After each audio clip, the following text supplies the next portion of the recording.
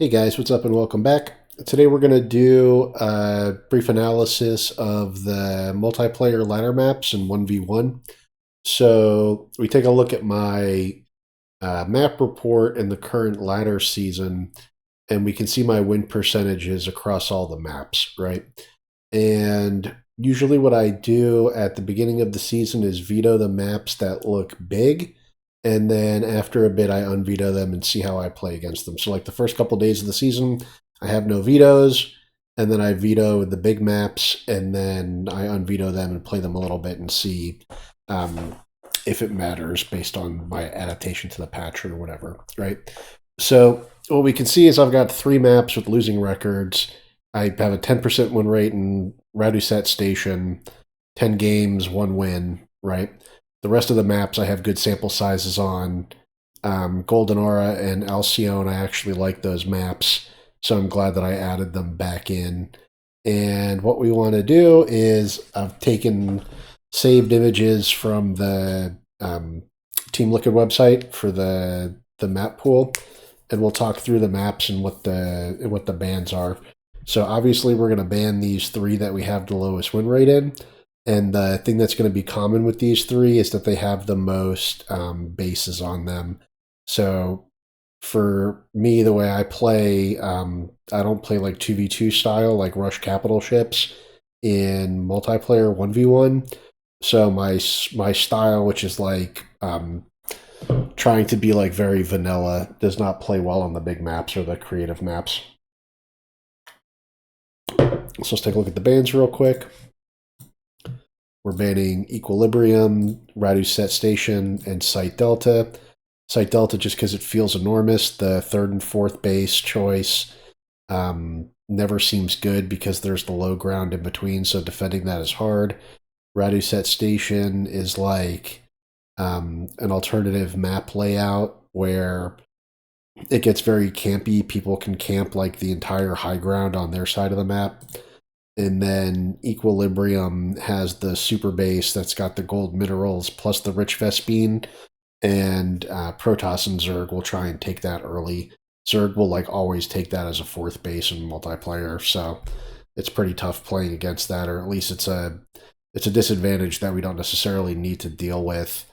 That low ground base that could be like a 4th or a 5th base that's got the rich minerals and rich gas. So that's how we're doing the bans. Now let's take a look at the maps themselves. So I'm just going to do edit with Paint 3D, and then we'll go over just like the most basic stuff, like so like the order in which we take things and like the high ground consideration, right? So the expansion pattern on this map is always going to be 1, 2, 3, because this is a high ground up here, right? Okay. Then the choice is of 4th or 5th, right?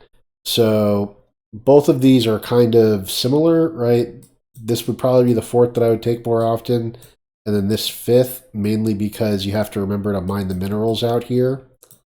But really, this could be like 4/5, depending on what's going on, right? And then the gold would be the 6th. That's still on the high ground up here, right? So this next layer of high ground. And then when choosing between these 2, I would take this because it's got the rich gas over this, but they're both like very far away from the edges, right? And these are both like low ground contested spots, so pretty far from your main base. Regardless, your main army rally is like this area here, right? So the 4th and then 5th and 6th over here to me makes the most sense, because you want to have your army kind of in between your 4th and your 3rd like that, right? So that's why it makes sense to have the 4th here, and then take the 5th and 6th, like double expand to these, and then you can basically play the whole game on 6 bases on this high ground up here, right, where the watchtower is here, and then you can take these bases like whenever you're comfortable taking them, but like the plan should be 1, 2, 3, 4, 5, 6 like that. And that's how we would play that in any matchup, because the high ground is always the triangular 3rd. So that triangular 3rd is always going to be the pick here.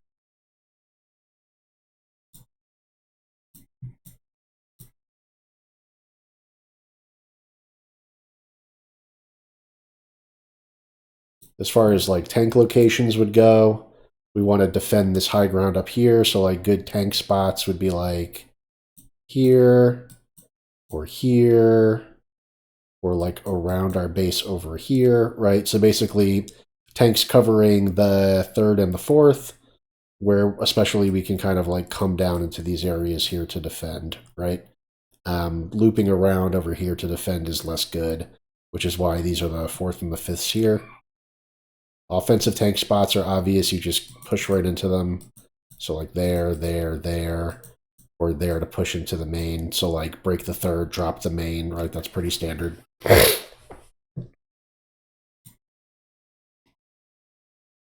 That's probably good enough for Alcyone. Equilibrium will skip because it's going to be a veto. Okay, so this one's kind of interesting.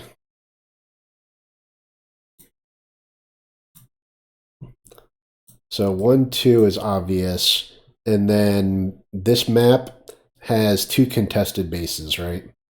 So there's a contested base here and a contested base here, right? So then we still have high ground here, here, and here. And then the choice of the third is whether we want this third or this third. And I've been playing with both of them. And what I'm thinking is the position here is important to defend. So like, it just makes sense to take this as the third because we're defending, we need to defend all of these ramps here basically, right? And then our next expansion pattern is, this is the fourth, and then this is the fifth. And what that helps us do is attack down this lane, which helps us cut off the gold base and then gives us an attack into these 4 bases, right? So this is kind of like a logical. It's another map like Alcyone, which is symmetric rather than mirrored, right? The line of symmetry is like that axis, right? So it just made this expansion pattern has just been making sense in all matchups. Like even in mech, we still want to take this third and we want to defend all this area here, and then we want to work our way down this section of the map. Like this whole thing here can kind of be ignored a little bit at this watchtower. You're just checking if the gold is taken or not, and then all of the strategic pushing ends you up on these 3 ramps right here, right? So you're either attacking here, coming up this ramp, or coming up this ramp to either here or here like that. And then you've like isolated this part of the map. So that's kind of how we play Golden Aura.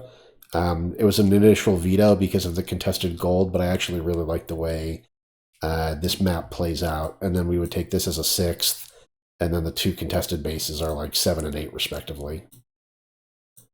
Right, so like 7 or 8 for the contested bases, but this would always be the 6th. Yeah, so I think this is a really sweet map. And then for tank spots, like kind of like here on the base, guarding that choke and that choke like that and that.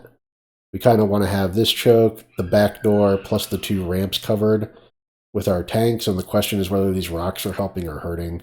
But like a nice cluster of tanks here is good. And then a nice cluster of tanks like right here.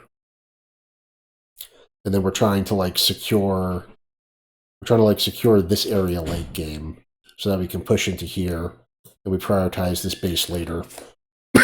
So they don't have a lot of value of contesting that 6th base location. That's how we set that up, and that actually makes it really easy to defend.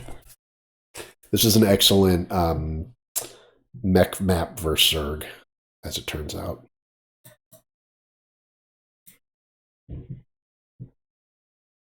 Okay, so for hard lead is considered a Terran map. Expansion pattern, we'll go from the bottom this time. So I do 2 different expansion patterns depending on whether I'm playing mech or not. So if I'm playing mech versus Zerg, I go 1, 2, 3, and then 4, 5 kind of together, like 4/5. That works out really well because you can go sensor tower here and sensor tower here, and then take the 4th and the 5th base together and go sensor tower here, and then you've got like the whole map covered when you do that. Like that, you've got your whole quadrant taken, and then you just need to like casually take your sixth and seventh base when you do it like that. But you can build your army on the 5 base setup and also push into this position here really easily from this spot, right? So you have really easy pushes into this base and this base, and then yeah, they've got the back line, right? But that's it. So like you've got easy pushes into these 3 forward bases, and then they just have their back line that they can defend in TVZ specifically. So this would be like if you were going to make a nuke, that would be the one that you would want to nuke, like the back corner, and you would want to pressure these front ones. So that's how we would play that in TVZ. In TVT and TVP, it would be the triangular third, 1, 2, 3, to defend the airspace. And then when you take the triangle, it's good to go here like that, and then try and control the watchtower and take the corner of the map, and then you have the easy expansion of 5, 6 if you can get them right. And then once you have 1, 2, 3, 4, 5, 6, you can ignore this base here, and you've got what you need to push in again here and there, right? So it's just a different expansion pattern, and basically this is always to cover the airspace, which in TVT is especially dangerous. You want to make sure the airspace has lots of vision, and then in TVP, there's more just like war prisms and Colossus that can cliff walk and stuff. But maybe in TVP you play it different. But in in TVT, I think you want this fourth. I'm not sure in TVP if it matters if you want this high ground fourth or that high ground fourth. So if we think about it another way, generally, if we think about where our army should be here, let me go back to. If we think about where our army should be, which is here, then our fourth should be here and our fifth should be here like that. So 1, 2, 3, 4, 5, and then 6, 7. And that's probably the most reasonable thing to do in both TVT and TVP, actually, now that I think about it for a second. And the 6, 7 is basically at the same time in this setup. So you're going 1, 2, 3, 1, 2, 3, 4, 5. And that makes sense. You can kind of double expand 4, 5 and then double expand 6, 7. That would be pretty good. It's important to make those call outs. And then good tank spots are, this is a great tank spot right there. This is like a better like mine spot, just like down this corridor. But for tanks, you want tanks on the high ground. So like here, or like guarding a planetary here, or guarding a planetary like here, right? Those are kind of all good tank spots like that. And then offensive tank spots, again, like on the mirror, like you want to, if you can break into here, fantastic. If you can get your tanks here, that's where you're trying to go. Or you can just get your tanks here and contest this base, right? So you can basically, you can smash the rocks and try for this, and this is going to be the hardest one to break because they should have all their forces kind of guarding this base. That's how that would look in TVT, TVP. Usually in TVP, you break them by breaking this base and then cleaning up the edges rather than going into the production. And then you just starve them out and come back around. That's how I would play Hard Lead. Hard Lead is considered a Terran map. And then why is it a Terran map? I think it's because the thing that these maps will have in common is they basically all have 6 or 7 bases, and the maps that don't have 7 bases will have contested bases. So 1, 2, 3, 4, 5, 6, 7. 7 bases all on your side of the map, and they're all very close. These bases right here are all particularly close together, which is why this is a good Terran map.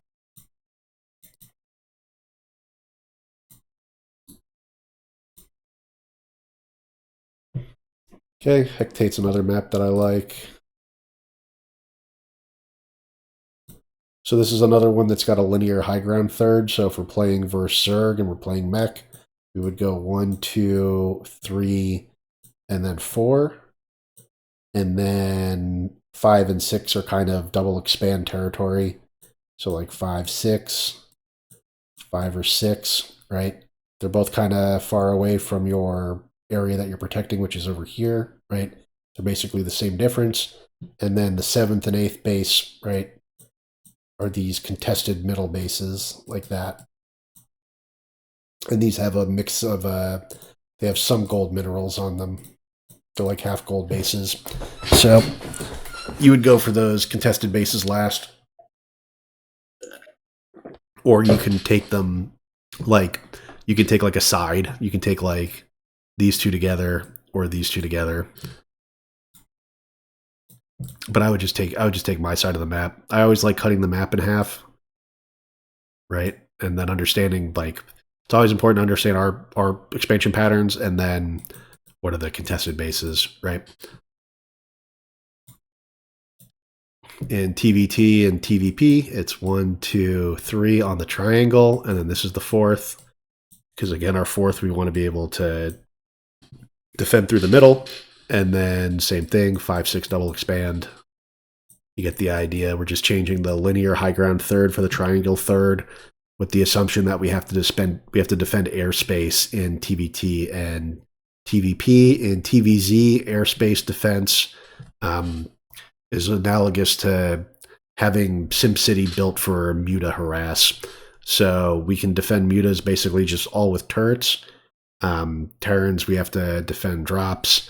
Protoss, we also have to defend or prism shenanigans and things like that. We just want the vision over the airspace more than we need in the Zerg matchup. Against Zerg, for whatever reason, we're far less concerned about dropper lords, which should be a concern, but for whatever reason, it's Niduses seem to be more of a threat than dropper lords, is the way people play the game. As far as tank spots go, here and here are the obvious choices. And then your army kind of over here. And then for offensive tank spots in front of the 3rd, in front of the 4th, break either of those locations and then move in. Those are pretty obvious. And then always, if you break the 3rd, you can drop the main. That's always a choice. And then you're just denying edge bases. So like deny, deny. And that's basically the overall game plan there.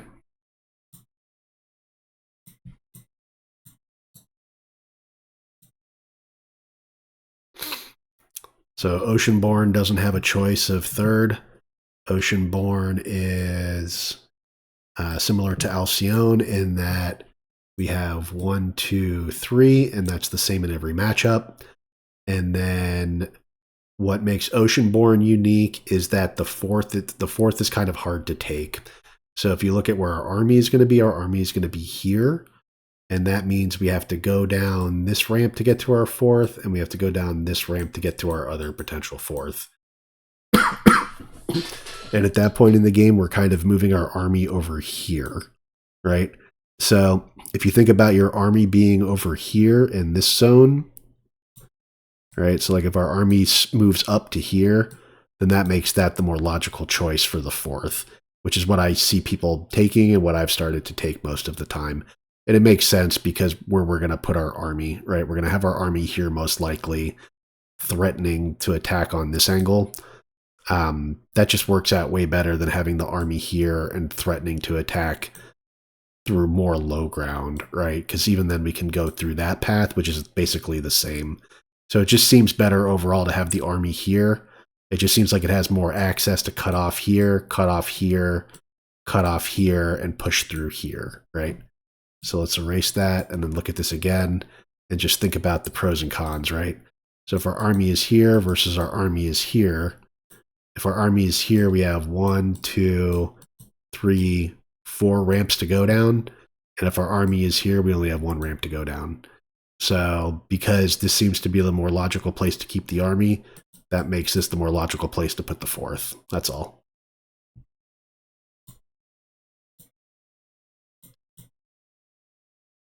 Offensive tank spots, obviously there.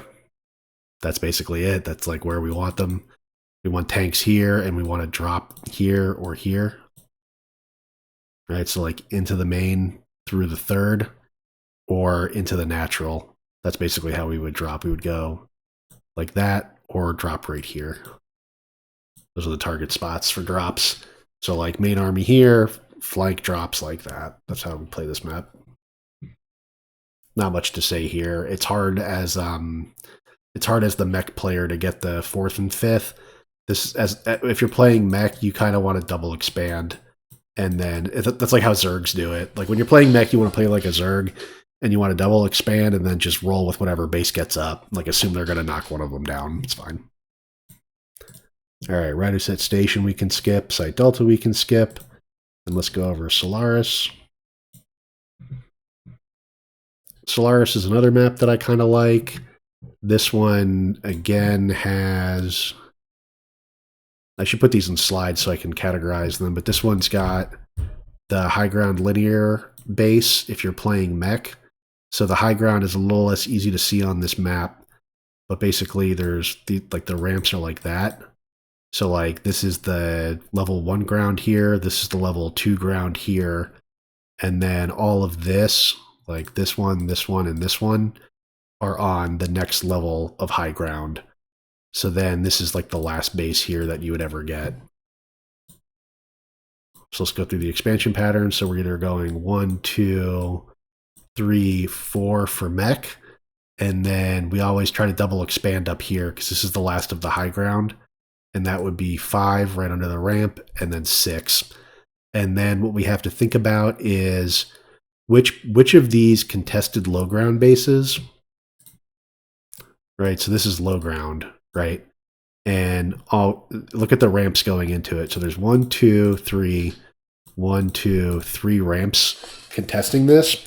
And what we want is the ramp advantage. So on our side of the map, it's these 2 ramps, meaning that that's the base that we want.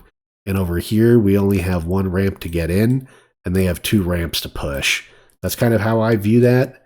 And either way, you're kind of coming off of a speed zone, right? So there's speed here and here.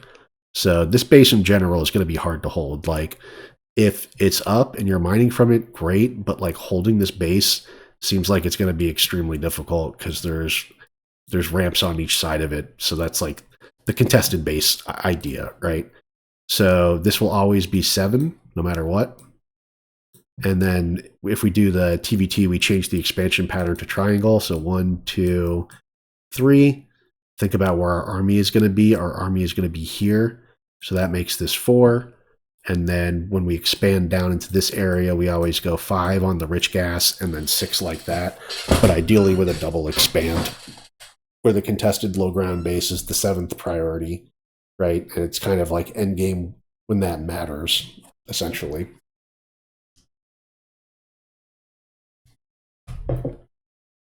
Okay. The most obvious tank attack is basically getting up on their 3rd. So probably the best thing you could do is break these rocks and then siege from this angle.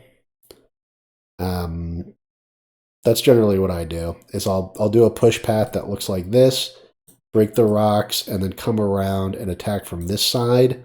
And then if you can break them, drop into the main like that, right? So that's one way of attacking. I wouldn't advise going like this, because then that puts you in their ramp defense, right? And then also you've made it so that it's hard to escape as well, right? So they can cut you off like that, right? Or like that. So in this map, it makes a lot of sense to break the rocks as part of your attack, and then like attack here or attack here like that. That's on this side, right? And then the other angle is the base cluster over here, right? So if you think about it, like let's concede that they have their mate in their natural, and we're attacking the 3rd, 4th, 5th, and 6th, right?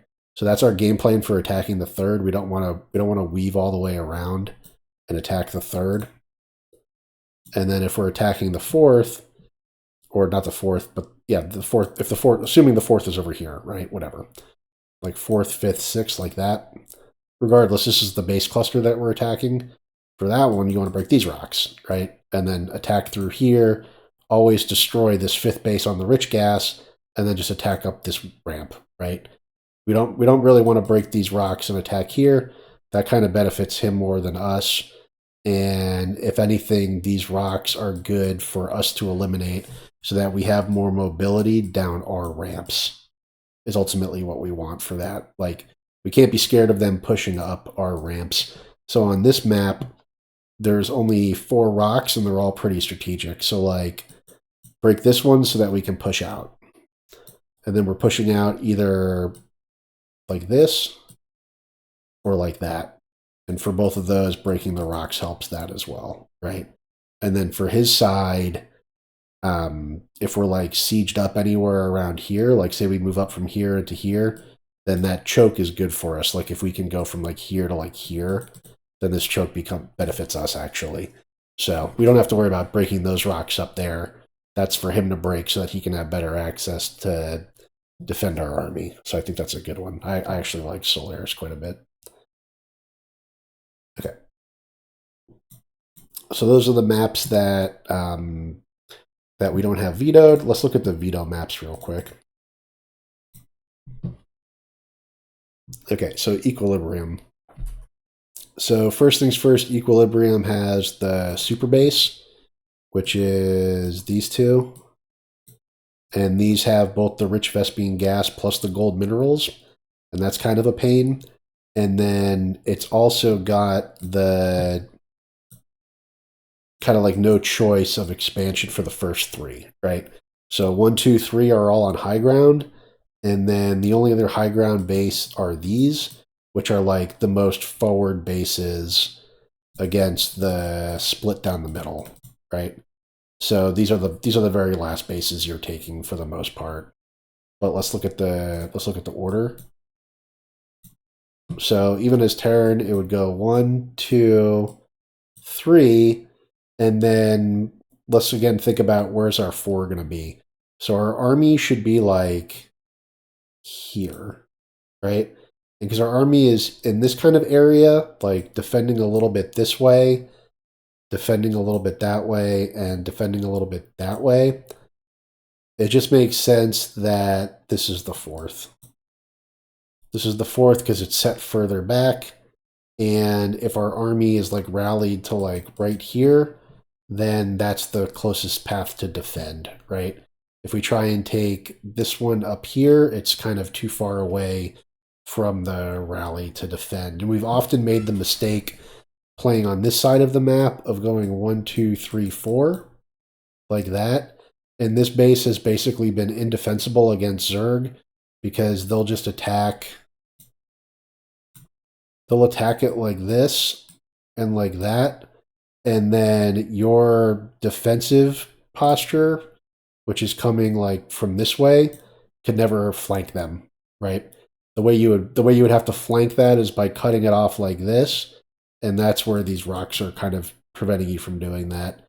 So like your army is over here, it just takes way too long to get to here, and you'll never catch this army.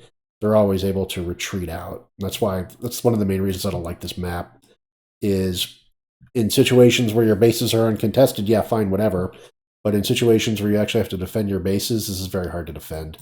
So 1, 2, 3, and then 4. And then this is definitely 5 because we're still low ground. And we want to have like our sensor towers like here and here like that, right? So that's like a very good sensor tower location. It's covering a lot of the high ground, right? Which is what we need. And then we could also have like sensor tower there, right? And then what you should probably do in this map is just put a sensor tower right there too. And kind of try and get a 5 base set up. And then if you're successfully holding 5, then you can go 4, 5, 6, 7, 8. And this is why this map is a veto for us, because it's a 8 mineral patch or 8 base map. And 8 base maps for me are just not good to play on. I want to play on either 6 contested or 7 uncontested. That size works out a lot better for our playstyle, and the win rate shows it. So this is why we have equilibrium as a veto. It's a combination of the super base plus the 8 base layout plus the difficulty of defending this position up here, which opens us up to a lot of air that direction, right? Okay, let's look at right as set station.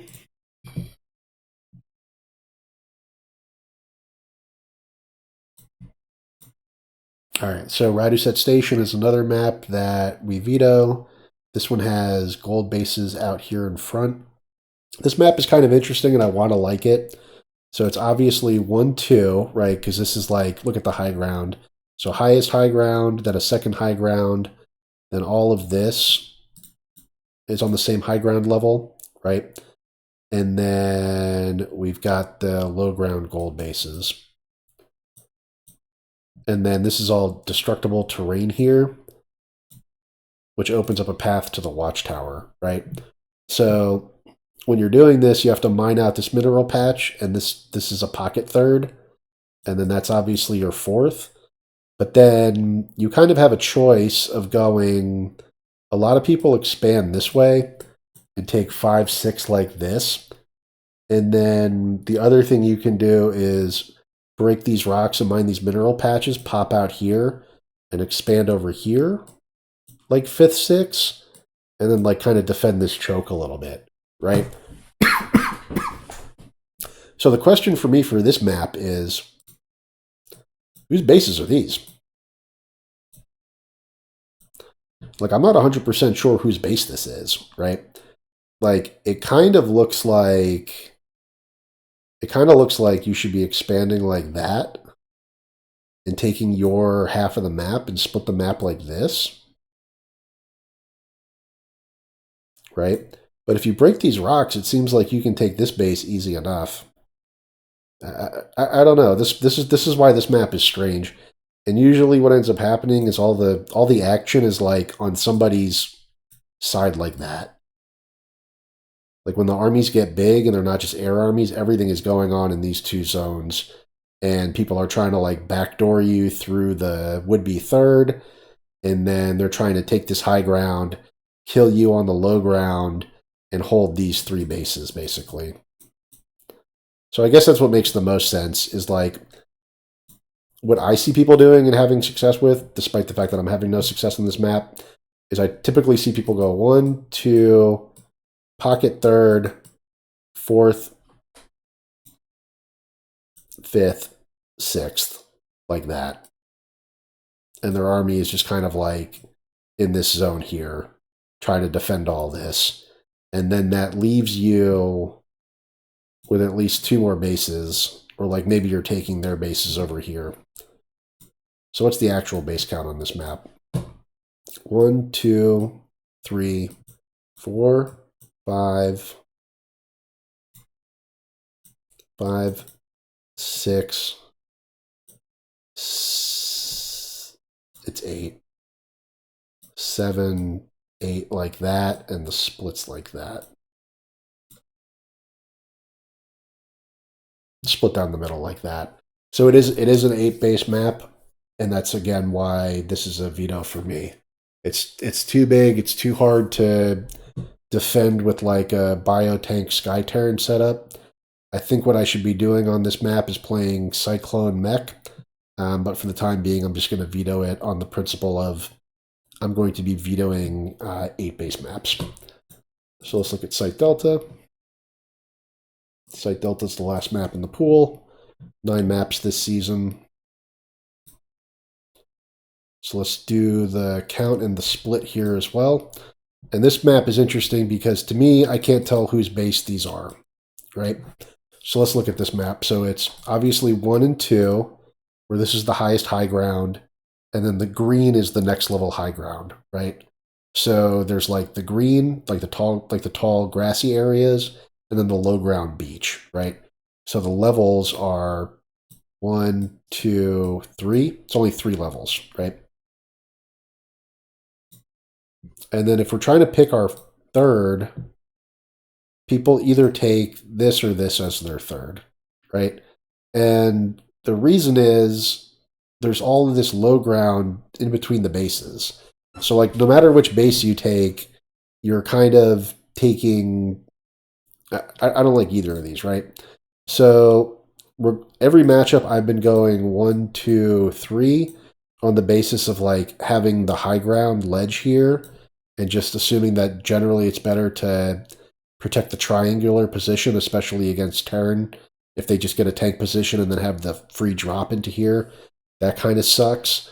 But against Zerg, like, does it make a difference? I'm not sure, right? Because if I look at the offensive attack, so like let's say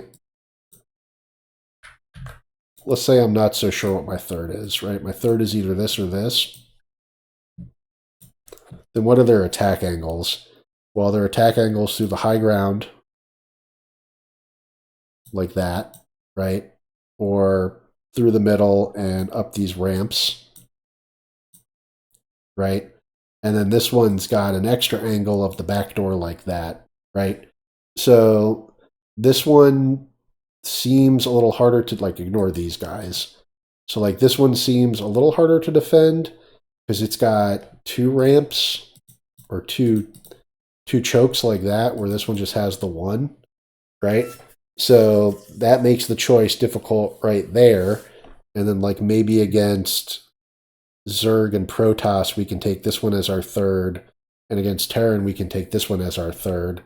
But the choice never seems great because the reason for this, in my opinion, is we never leave our army here, right? Because we don't, like, why would I want my army on the low ground like that? I'm going to have to move up the ramp to engage them, or I'm going to have no ramp advantage engaging them low ground to low ground, right? So I don't know. This one just gets really tricky. And then on top of that, if I look at the overall expansion pattern, so like let's say 1, 2, 3, 4, let's say that that's a given, right? It's been seeming a lot easier to take these linear bases as 5 and 6, and then there's this one which is 7, right? And then how does this map actually split? Like whose base is this, right? They're both high ground. There's an attack into my third. There's an attack into my fourth, right? And vice versa. So it's like a high ground to high ground attack into that regardless from either the third or the fourth. And then on top of that, this is low ground to high ground over here. So like you can get like in really nasty siege positions behind this, right? So if you can siege this up like that, that would kind of tell me that I want these two bases as a defensive point for this base. Like if my opponent has base 5 and 6 over here, then why on earth would I want this base over here, right? It seems like they would just have all the vision of this area over here, and their army would be like here and just ready to attack like that. So I don't know. I guess to me, what makes more sense is that what this base has access to is this low ground base here, right? So from here, you're either attacking into here or here. And to me, that looks like this would be the one that I want because it gives me jump off points into two offensive positions against them. Whereas if I took this one, then I don't really have. Yeah, if I take this one and then they're over here, like 5 and 6, then my attack path into them is still just like this branching attack path like that. Or like around there. So I almost feel like there's no difference between having this base and this base versus having that base.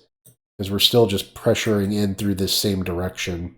So I don't fully understand how to use this base and this base. And that's why I don't like this map. Aside from it just being big and very hard to defend your third and fourth.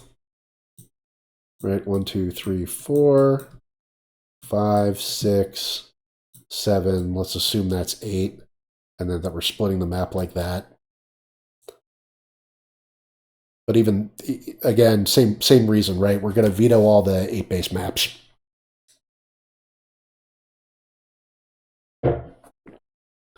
Okay. I think that's pretty good for now. We're going to go ahead and add this to the slide deck just so that we can categorize the bases as whether they're 6 base contested or 7 base uncontested, and then if they're a 8 base map. That's basically the 3 types, and that's how I would define small, medium, large. A small map is 6 bases with additional contested bases, so that's like Hecate, and also technically Golden Aura, which is kind of funny. Golden Aura seems like a big map, but it's actually a small map. And then you've got Alcyone and Golden Aura, which are like mirror image symmetrical, which is cool. And then you've got Hard Lead, which is just a straight up 7 base map. You've got Oceanborn, which I also believe is just a 7 base map. And then you've got Solaris, which is also a 7 base map.